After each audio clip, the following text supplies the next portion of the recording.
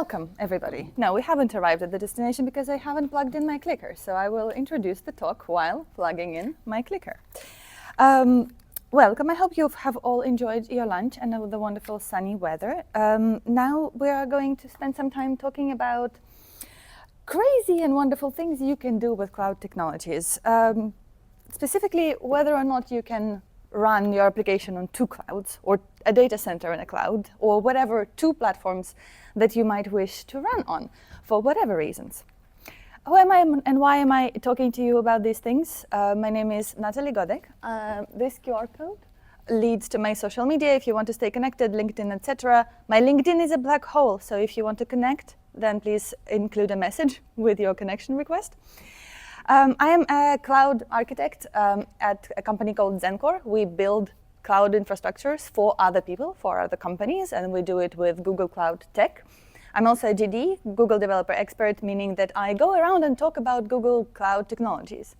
I'm Ukrainian, based in London, parlo un po' di italiano, but not really. And also a photographer, and as I said, you can connect with me using this QR code. And I'm going to start with a graph that looks identical either side. This is a monitoring graph of HTTP requests coming to a load balancer endpoint for Content API. Take 2 or 3 or whatever. We'll get there eventually. There's a demo in my presentation. Let's see how that goes with everything going on wrong. So HTTP requests coming into a single endpoint of an API called Content API. So we have one DNS endpoint of a service, whatever, that is serving content. And the two sides of it will not work today for me. Why? Goodness me. Unbelievable. Yes? Yes. Please, let's applaud the technology. Either side of them are two different clouds, AWS and GCP, meaning that Content API is currently running on two different clouds. The same application serving people that are of no knowledge of the fact that there are two different clouds running this application. And we're very excited about it. What does this mean? This means that we have successfully deployed an app on two clouds at the same time. This is the moment in time in a usual talk where you would go into the reasons why. But I will not do that, because the reasons why are ridiculous and usually not necessary, and this way of running applications is the most expensive and ludicrous way of running applications ever. So for whatever reason you're interested in doing this, this is up to you and your therapist to discuss, and we shall go into the technical understanding of how to achieve this.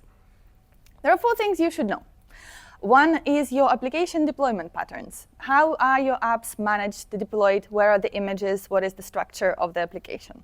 How are you rolling it out to the cloud where you are currently running? 2 is inter-service relationships and dependencies and behavior. How are your different services interacting with each other? Who depends on who? Where is the data? Who reads the data? Who writes the data?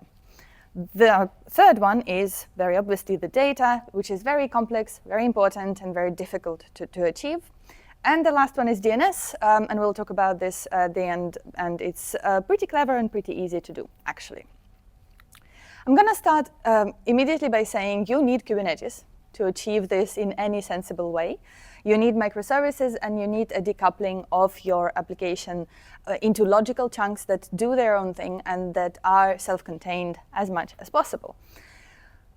When we were, this talk is based on a real-life project, and what we were doing end-to-end was actually to migrate from AWS to GCP.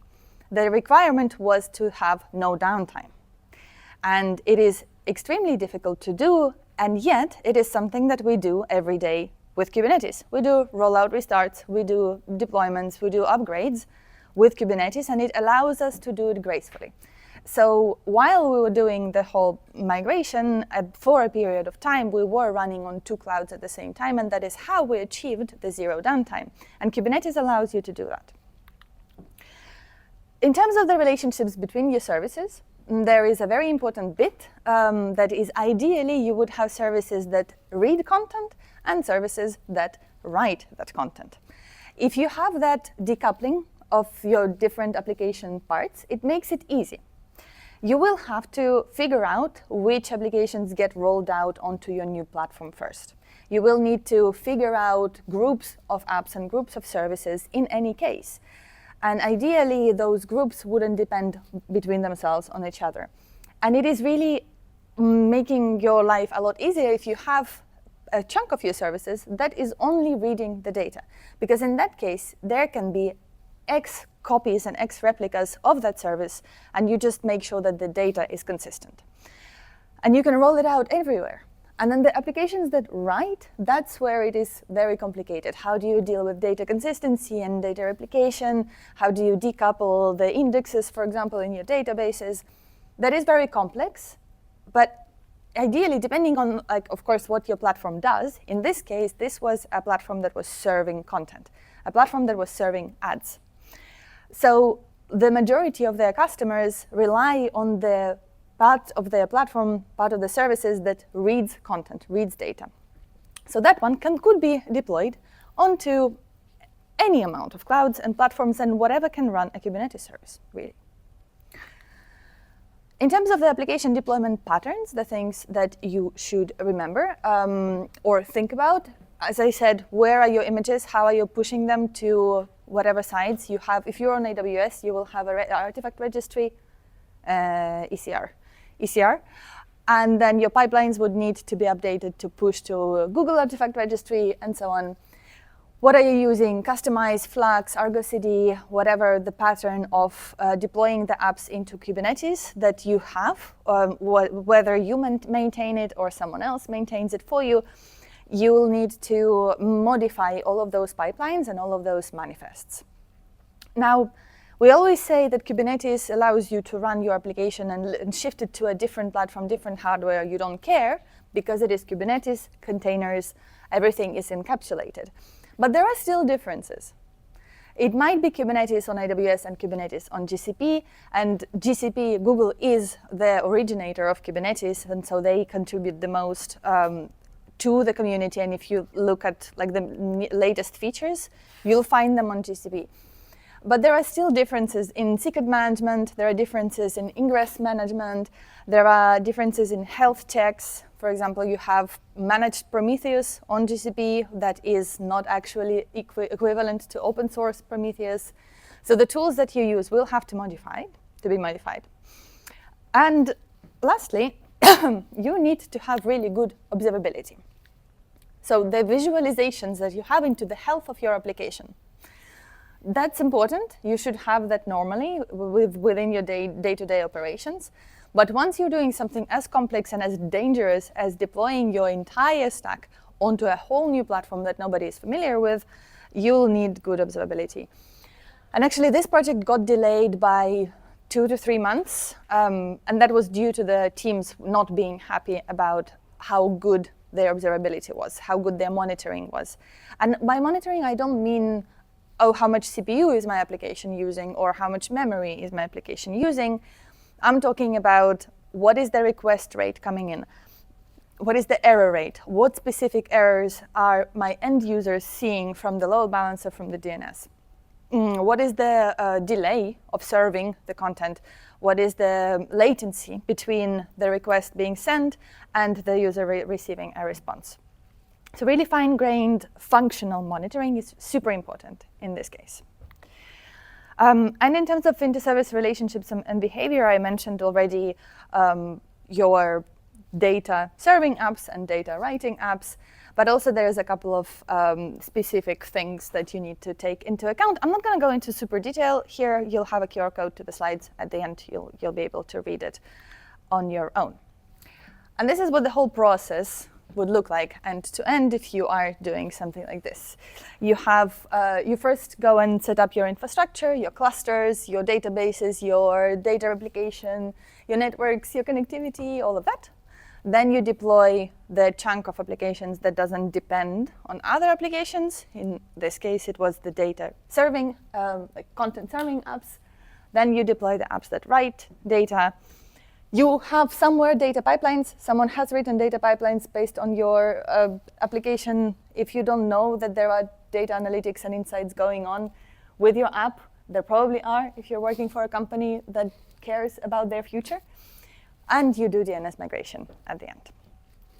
Details. I'm also not going to go into the details of this. You'll have the slides. Let's talk about the actual meaty parts. What do we do? How do we deal specifically with data? Because, OK, fine, my container runs here, my container runs there, but where is the data that is serving? There's a couple of ideas that we want to achieve. We want to aim at bidirectional data replication, meaning that the data sources, data stores exist on both sides, and the data is identical on both sides, and ideally in real time. Ideally, when a piece of data lands on AWS, it is immediately available on GCP and vice versa. You want to have data integrity checked, and you also don't really want to write those things yourself. Could we have written a little service that copies data from S3 to GCS? Sure. Do we want to do that and maintain it and make sure that it deals with data integrity? Absolutely not. So where possible, we wanted to use cloud-native technologies, but also stay as close to open source as possible. So the tech that allows you to do that, for databases, Postgres. Postgres is much easier to deal with than some other database technologies. You have RDS on AWS and LOIDB on GCP. You might be more familiar with Cloud SQL, which is the full equivalent of AWS RDS, or just a managed database server. LOIDB is the shinier, more performant, better, more adapted to cloud-native use version of Postgres. It's just Postgres. It doesn't have MySQL, SQL Server, and all of the other things, but it does support analytical queries. And the hardware and the software layers are separated, and equally storage and computational layers are separated. So it's nice. For object stores, S3 and GCS, pretty much the same thing. It's an object store, it's a bucket, you have an API that writes to it, fine. Kafka, which is event streaming, message bus. We had MSK on AWS, which is a managed streaming for Kafka. And at the time of the creation of this project, there was no managed Kafka on GCP, unfortunately. But there are open source tools that allow you to operate your Kafka more or less efficiently on any Kubernetes cluster. One of them is Streamz, so we used Streamz. We didn't actually need to replicate the event streams bidirectionally or unidirectionally at all, because they kind of responded to internet events. So it is more or less idempotent. But for databases and buckets, we needed to do bidirectional replication. But before you can do that, you need to make your clouds talk to each other, right? So you have two completely different data centers. How do they connect and without exposing all of your data to the internet? You do that through VPNs. And on AWS, you have VPCs per region. On GCP, you have a global VPC. So you connect them through VPN gateways. And what's interesting is that when you do the replication, you wouldn't send all of the data through the VPNs. Specifically, your databases will connect through the VPN tunnels. And a VPN between clouds really means a private network link doing encryption on your data. So Kafka and databases will connect through the VPN. However, the object store transfers will go over the internet. That is because it is a lot of data to send over the VPN. It will be slow and expensive, but also the tools that do the replication of data between object stores, they already encrypt the data. So you're fine in most cases unless you're a regulated industry, and then you will still need to go through the VPNs. For Postgres, for replication of Postgres, you have extensions. So Postgres has a lot of extensions that the community wrote or some company wrote. And one of them is pgLogical. It allows you to replicate data from one database to another database. It is meant to replicate in one direction, but we made it do both directions and faced all sorts of issues, fixed all of them. Mostly it was around a replication loop where data landed on AWS, it was replicated to GCP. GCP PGLogical was like, ooh, new data. Let me copy that to AWS. AWS went, ooh, new data. Let me copy that to GCP. And we had disks on the database instances filled within a couple of days. So we had to deal with that, which source you copy. If you're setting this up, you'll need to configure this on every single database that you have in your environment. In our case, it was a lot of databases in a lot of environments in a lot of regions, a lot of work, but hey. And within PGLogical, you have the notions of a node and a subscription. The node represents this database to PGLogical, and the subscription is what copies it over to the other side. So you have a node and a subscription on AWS and a node and a subscription on GCP, and they copy data bidirectionally. For buckets, on GCP, there is a fun little tool called Storage Transfer API or jobs, which you see right here. And it is serverless. It is really easy to use. I've used it gazillion times, and it works really well. I was convinced that it can do bidirectional replication. And all of my colleagues, even the data architects, were convinced that it can do bidirectional replication. But it cannot. Not with S3, at least. So that was slightly upsetting, and we wasted a lot of time trying to figure out how to do it with just storage transfer jobs, but we can't. Oh well. Storage transfer jobs can do event-driven replication, meaning when an object lands on S3, it is through a specific technique called bucket notifications. A notification goes to a queue of messages, and then the storage transfer job picks it up and sends it over. For AWS, you need to now copy the data from GCP to AWS. There should be something like this as well, right? There is a product called DataSync, and it is advertised as a serverless data replication tool that will copy your data, ensure integrity, blah, blah, blah. It cannot do event-driven, so it cannot respond to an object being created in GCS and copy it over to S3. Okay, fine, well, we'll just schedule it every 5 minutes. It's fine, we can accept a 5-minute delay. It cannot do every 5 minutes. It can only do every hour as the minimum interval, which is really not great. On top of that, every hour it will launch. First of all, you need to deploy a nuclear power plant for a job to run. You have an instance, a VPC endpoint, a subnet, something else connecting into the VPC from the outside, a bunch of IAM roles, a lot of things to deploy just to run a serverless job. Okay. Every time a job launches, it will look at the GCS bucket that it monitors and do a full inventory of that bucket. And if you have 1 billion objects in that bucket, it will take 4 hours to do so. Those are not exact numbers, but approximately. So you have a job scheduled every hour, and then you look at the monitoring, and you have 5 jobs that are waiting to launch since 5 hours ago, because the job from 5 hours ago is still looking at the GCS bucket and going, do I know that data? Let me see. You know, how in Zootropolis, I think, there was the clerk that was like, that's how DataSync feels. But at least the storage transfer job does its job, and it does it well. I have a demo. The internet is super slow. We can try. But if we see that it's very slow, we shall abandon the demo. Or maybe I just do the GCP side of the demo. Let's do just this GCP side of the demo, because that's what actually works. This is too small.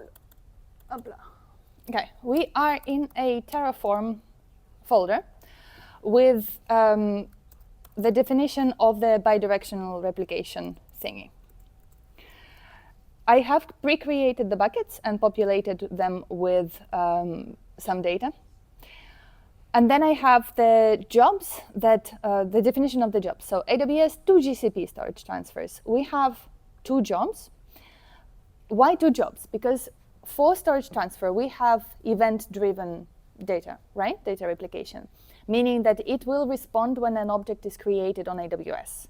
What do you do with all of the objects that were already on AWS when you started doing this thing? You need to backfill them. So that's why we have a backfill and a event-driven. Let me actually modify this. Oh, I am in modification, am I? No. Okay. Let me modify this because, as you can see, there is the word Modena in there because I was doing this demo in Modena last week. Let's replace this with Venezia. So we're deploying 2 jobs. One will be not scheduled at all. We will go and do the backfill via clicky-click. And then we will not deploy the AWS part of the job, but we will just still modify it. Okay. I'm gonna do a Terraform init, and hopefully that doesn't take a gazillion years. Right. And I'm gonna do a Terraform plan. While that is planning, I'm gonna show you what is in the actual kind of modules. So if we look in the folders here, we have 2 folders. One is for data sync and one is for GCP data transfer jobs. If I look in data sync, we see that there's a lot of things happening, including CloudWatch. That's also something that is different between AWS and GCP. On AWS, you need to configure all of your logging and all of your monitoring separately, and it takes a lot of time. Data sync locations represents the source and the destination buckets for data sync. I am networking data sync tasks, GCP IAM, and data sync agent. If we look, for example, in the data sync agent, we'll see that there's an instance being created, an instance profile. The agent is being deployed to the instance. It needs to connect. There's a lot going on, but eventually you get basically the data sync agent, and then you deploy the locations for source and target, and the tasks that look at the source and the target and replicate the data.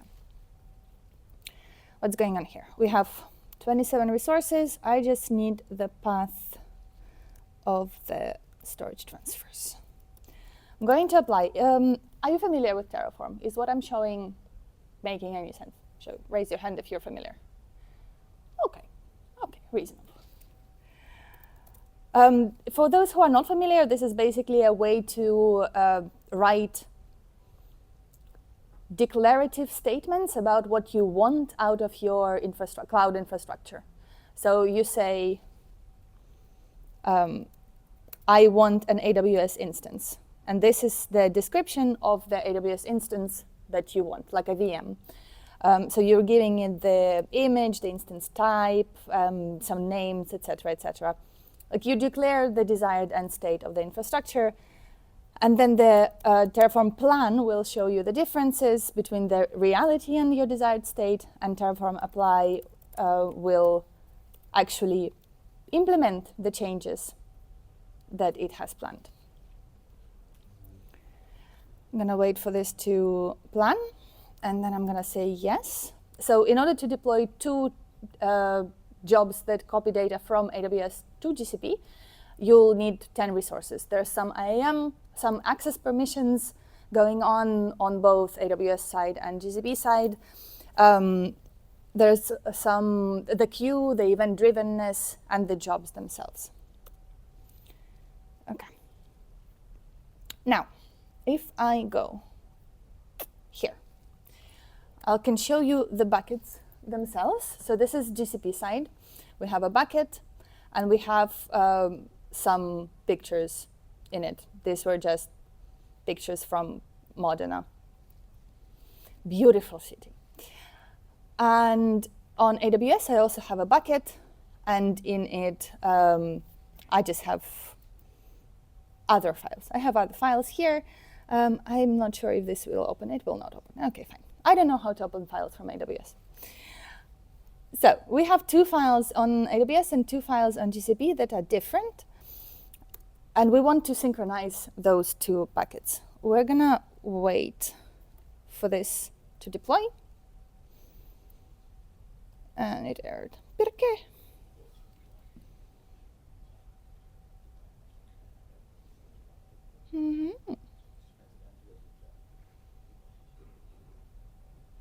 And why me?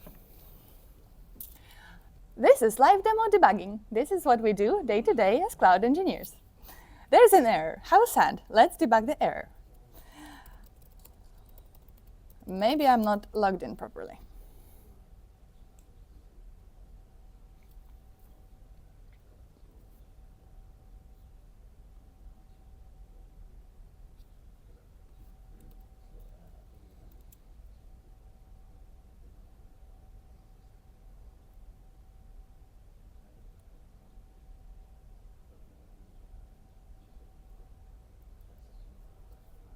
So the only things that didn't apply were the jobs themselves and one of the AWS IAM policies. Interesting. Let's try again.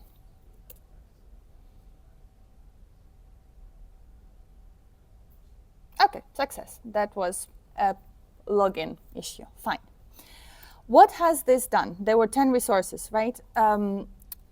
Most of them would be in GCP. So I've been talking about storage transfer. So how do I find it in GCP? I just type storage. Can I type? Can I not? Storage transfer. And it finds you the product that you're interested in. And we see that there are 2 jobs here that have been created. You remember me modifying the names, so we can see here Venezia demo event-driven and Venezia demo backfill. If I go and click on this job, I said, remember, this is a manual job. It's not going to be scheduled, so I need to kick it off manually. In a real-life scenario, what you would do, you would wait for an appropriate moment in time before your scheduled deployments, migrations, etc. And you would do this backfill. Depending on how much data you have, you might have hundreds of terabytes there, so you need like weeks for all of those hundreds of terabytes to copy over, especially if you're copying from between different regions. Ideally, don't do that. Ideally, stick to the same region and location, but sometimes you can't do it. For example, in AWS, there's Ireland. In GCP, there's no Ireland. In GCP, there's Belgium, and some other regions where AWS isn't. So let's start a run. I should have started a run and kept talking, but we start a run. And what it will do, you can see in operations that there is currently a run going on. What it will do, it will look in the AWS bucket and figure out how many files and data you have. And you can see that it is copying over some of the data. And if we refresh this, now let's wait for the job to finish. Finished. OK, cool. So 2 files, another 4 files. Boom, cool, lovely. We have backfilled. There are 200 kilobytes of data, not that much. What I would like to demo is the event-driven job now, right? So I'm in AWS. I am going to upload a file.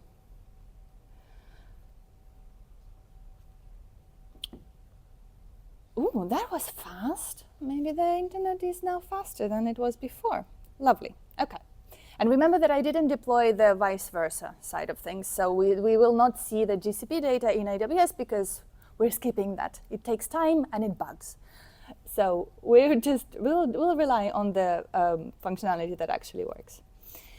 If we go into GCP and go into the event-driven data storage transfer job, you'll see that it is listening for events. And if you go into operations, remember in the manual one, we saw an operation appear once we kicked off a run. This one, we don't kick off anything. It is event-driven. It will always be on unless you stop it, disable it. So there is a run, and you see that it already copied over the data while I was talking to you. It takes a couple of seconds, literally, for the notification about the object to join the queue and for the data to be transferred over. So if we refresh this again, we will not see the data. We will see the data. We will see that there is a new file that appeared. And this is someone you know. He was giving a talk about accessibility in applications. And we're both Ukrainians, so we like giving hearts like this. So this is how it works. Pretty smooth once you deploy everything. And that's the magic of Terraform. You declare it once, and then if you have 45 buckets, you just list the buckets. That's it. Now, back to the how to deal with your application in general. So, OK, cool. You've replicated the data. You have PGLogical for Postgres. You've done the data transfers between AWS and GCP. You have cursed at AWS Data Sync for 2 weeks. Your Kafka is being replicated. Cool. Now what? How do you actually make sure that a request that is coming from a user is going to either of the clouds? You probably can't decide unless you go into very complicated things. But if you don't care, and if you want to just send some data, some of the users over to GCP and some of the users over to AWS, here's how you do that. You already had, potentially, a complicated DNS setup where you had multiple regions. So in this case, we were running in 4 regions: Europe, US, South America, and Asia Pacific. And this was set up, but now you're actually adding 2 clouds for each of those regions. So it becomes more complicated. The way this is done is actually clever.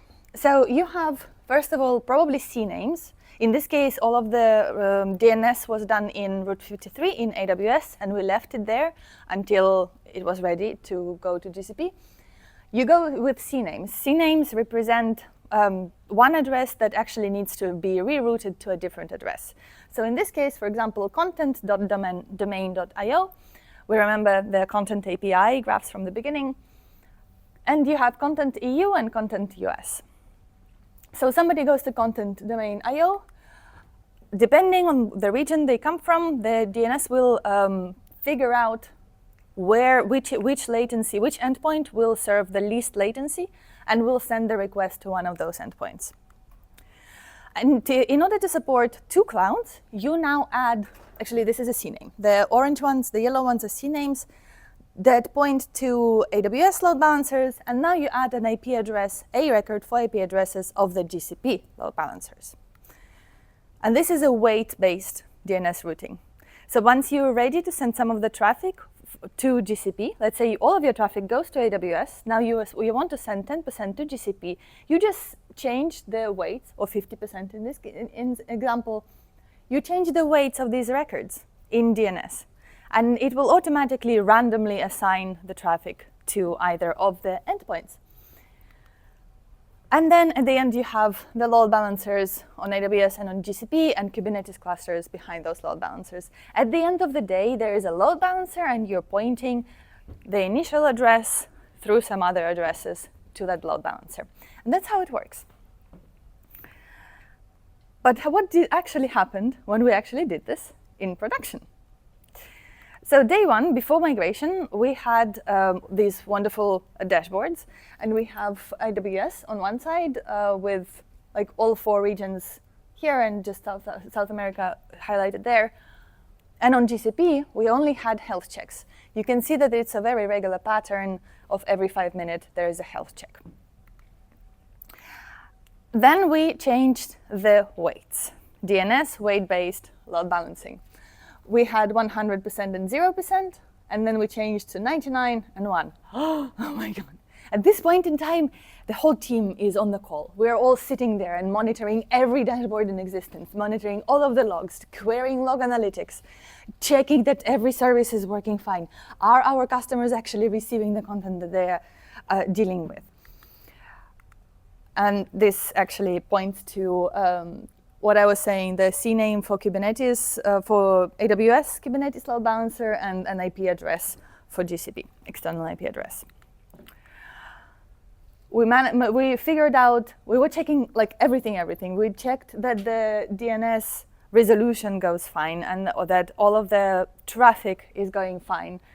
And we were watching very carefully the little upticks in traffic that you can see here. This was a single region, 1% Asia, where we had very little traffic, like 1 request per second was going to GCP. But that was exciting to see. Now we have some traffic going on GCP. Cool. Then we switched all 4 regions. That was nice. Like watched it grow. And if you think about it, 1% is nothing. But when you're dealing with, I don't know, what is the biggest manufacturer in Italy? Like, name me one huge company in Italy that might be. Luxottica, exactly. You have Luxottica as your customer. They sell things worldwide. You send 1% of Luxottica's traffic to a platform that doesn't work. You have the CEO's phone being called, right? This was at 7 in the evening. But everything was fine. Okay, cool. We watch it for 3 days. Day 3, we go 10% on GCP. And again, we watch the traffic change, the patterns change. We're very happy, we're watching everything. And this looks like a SpaceX liftoff, and we were all hoping that it will behave correctly and not just disassemble. And this is what it looked like when we went to 50-50 on day 8. So we were watching it for a couple of days, right? I think there was a weekend and we didn't want to change it over the weekend. Obviously, please don't do things on Fridays and weekends. So 50-50, cool. Okay, let's roll out. By this point in time, this is day 8. Everybody is like, okay, join the call, 50-50. Okay, roll out. Traffic goes down, goes up, cool. Are we happy? SLO is good? Everything good? Okay, bye. Like 10 minutes maximum on the call. Everyone is happy, everything is working. But is it actually working? We were watching those fantastic dashboards that the team spent 2 months making. And we started noticing that there's a lot of error logs. The red graph up there shows the error rates, the rate of appearance of error logs for these services. There are errors. Why? And this is the success rate of the requests, and it's not 100%. Okay, our SLOs are fine, the customers are happy, but it's not 100%. Why? And here we see the graph for 500s and 502s. So actually there were errors. And what we figured out is that, turns out, on GCP, monitoring is just a lot better. These errors were already on AWS. The services were already erroring out on AWS, but nobody ever noticed, because nobody ever looked at it like under a magnifying glass. And now we found out. And there was a couple of things. We had some internal rate limiting. We had cache TTLs set to a dev value in production.